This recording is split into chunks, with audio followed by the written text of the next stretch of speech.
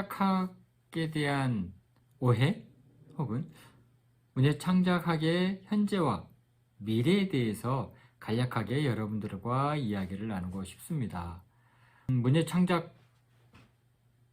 대해서 많은 사람들이 오해도 있고 문예창작학이 과연 21세기에 어떤 의미가 있는지에 대해서 고민이 있는 것 같아요. 그래서 오늘 이 시간에는 문예창작학이라고 하는 하나의 학문이 우리의 삶에 어떤 의미가 있고 특히나 첨단 과학의 시대를 살아가고 있는 21세기에 문예창작학의 역할, 그리고 문예창작학을 공부하는 우리 학생들의 진로와 관련해서 이야기를 나눠볼까 합니다.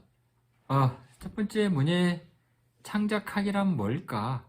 어떤 본질적인 측면에서 말씀을 좀 드리고 싶습니다. 문예창작학의 본질은 기본적으로 글쓰기로 알고 있는데 사실은 글쓰기보다 조금 더 심오하고 심층적인 어떤 내용들이 있다는 거 여러분들이 좀 기억을 해 두시면 좋겠습니다. 문예창작학의 가장 첫 번째 속성은 문예창작은 인간의 언어와 인간이 살아가고 있는 이 세계를 다루는 학문이라는 거죠. 그래서 언어 속에 인류의 오랜 역사가 담겨 있고, 그리고 우리가 살아가고 있는 이 세계에 인류의 문명적, 문화적, 정신사적 내용들이 다 담겨 있습니다. 그런 의미에서 보면 문예창작학은 인간과 인간의 삶에 관한 특별한 학문이지 않을까, 이런 생각을 해보게 됩니다. 두 번째는 문학이라고 하는 혹은 문예창작이라고 하는 영역에서는 인간의 경험, 그러니까 개인적인 경험뿐만이 아니라 사회적인 경험, 그리고 공동체적인 경험, 그리고 오랜 시간 동안 누적시켜온 역사적인 경험을 상상적으로 다루는 학문이 바로 문예창작학이다. 세 번째로는 인간의 역사적인 경험을 혹은 문명사적인 경험을 다룬 학문이기 때문에 문학은 세계를 새롭게 창조하고 재구성하는 그러한 학문이다. 이렇게 얘기를 드리고 나니까 문예창작학에 대해서 몇 가지 오해의 지점들이 생겨납니다. 첫 번째는 문예창작은 전통적인 관점에서 신화소설을 쓰는, 그러니까 작가를 키우는 그러한 학문이다라고 하는 생각입니다. 물론 틀린 생각은 아니죠.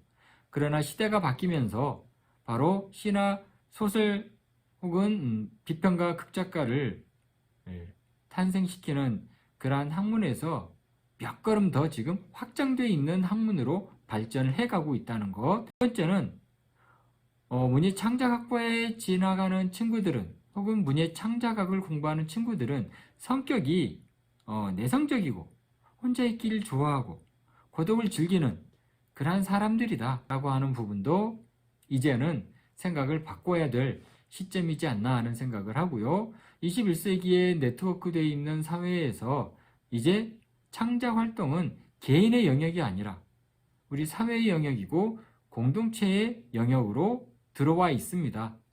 그러니까 이제 창작은 혼자 하는 게 아니라 서로 협력하는 그런 시스템 안에서 이루어진다라고 하는 거 말씀을 드릴 수 있고요.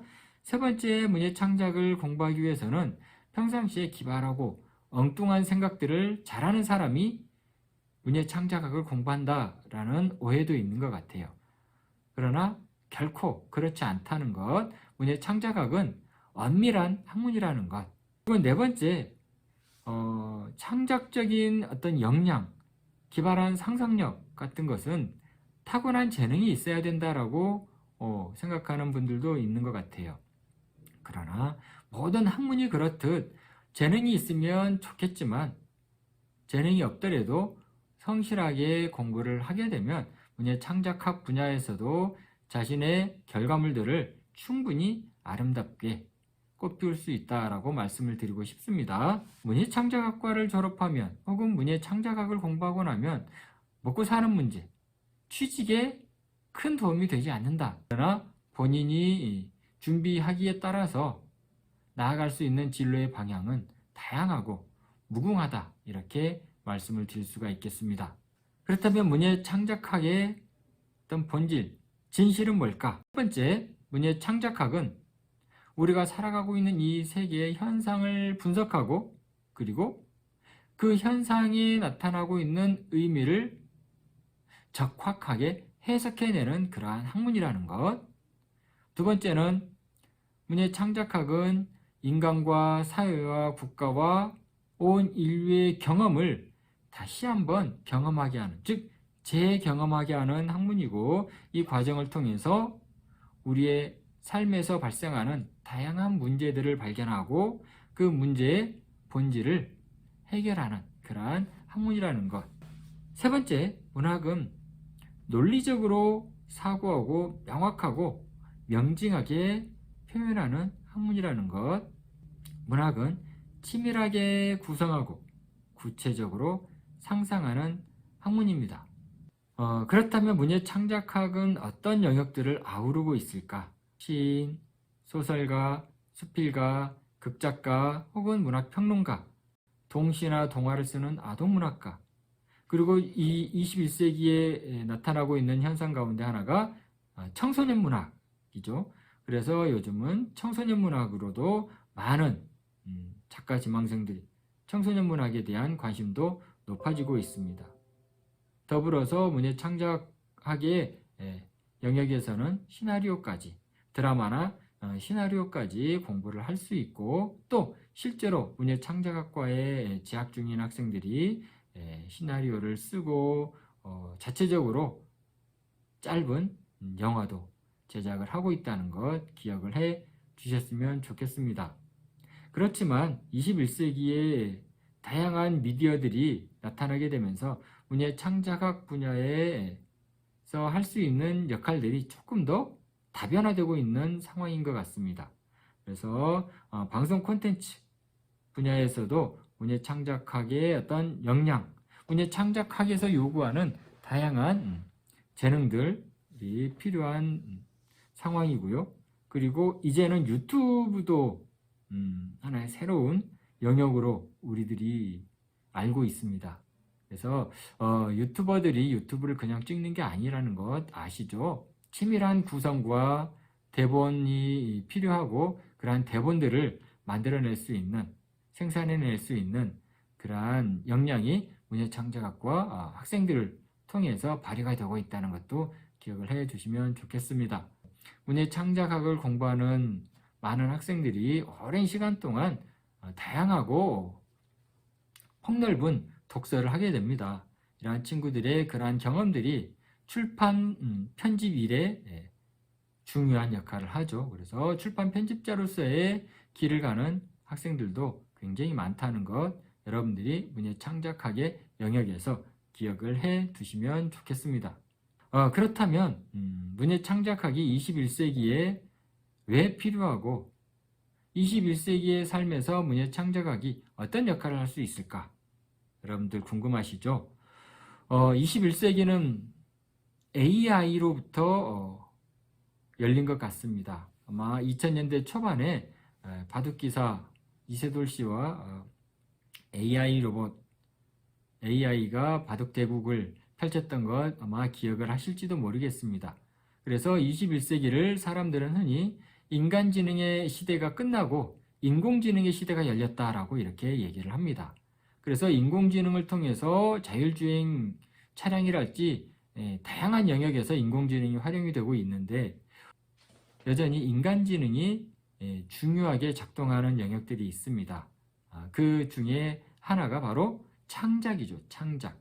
예술 분야에서 인간지능만이 할 수 있는 그러한 창의적인 상상, 내밀하고 정서적인 상상력을 발휘할 수 있는 분야가 바로 문예 창작학이라고 생각을 합니다. 두 번째, 21세기는 콘텐츠의 시대라고 얘기를 합니다. 그래서 과거에는 하나의 정답을 찾아가는 그러한 공부를 했지만 지금은 다양한 콘텐츠를 생산하는 시대로 바뀌고 있습니다. 문예창작학과에서 혹은 문예창작학이라고 하는 학문에서는 하나의 현상을 통해서 수십 가지, 수백 가지의 콘텐츠들을 기획하고 구성하고 생산해내는 그러한 활동들을 하고 있습니다. 21세기의 문예 창작학은 이러한 콘텐츠들을 생산하는 중요한 역할을 하게 됩니다. 세 번째, 21세기는 플랫폼 시대라고 또 얘기를 합니다.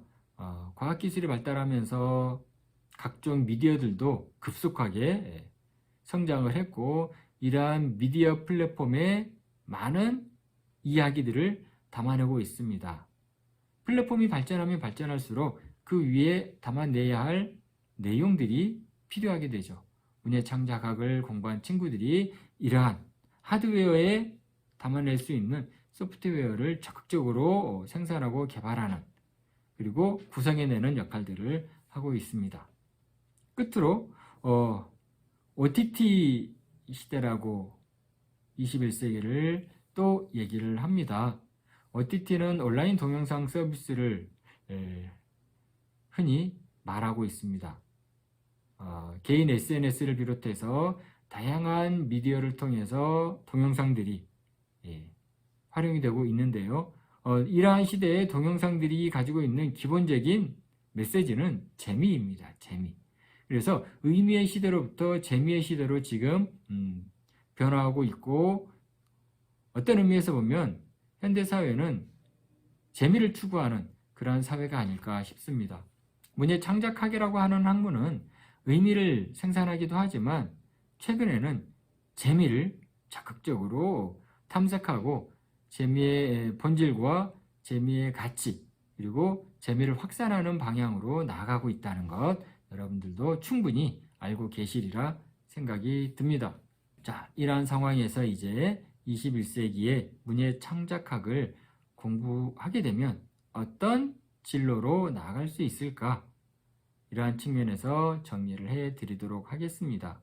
과거의 문예 창작학과를 졸업을 하게 되면 작가로 등단하는 게 첫 번째 목표였죠. 그러나 21세기에는 이제 작가라고 하는 그러한 영역보다 크리에이터라고 하는 영역으로 많은 친구들이, 학생들이 진로를 모색을 하고 있습니다. 그러니까 시를 창작하고 소설을 창작하는 이러한 영역뿐만 아니라 다양한 분야에서 기존의 정보와 인간의 경험을 결합하여 새로운 콘텐츠를 창작해내는 크리에이터로 방송 콘텐츠랄지, 유튜브 콘텐츠랄지, 출판 편집 콘텐츠랄지, 미디어가 발달하면 발달할수록 그 미디어를 채우는 크리에이터의 역할이 더 중요하게 나타날 겁니다. 그러니까 문예 창작학이라고 하는 학문은 여러분들이 생각하는 것만큼 그렇게 소극적인 학문이 아니고 21세기 나아가 미래 사회를 준비하고 미래 사회에서 제 역할을 할 수 있는 학문이라고 생각을 합니다.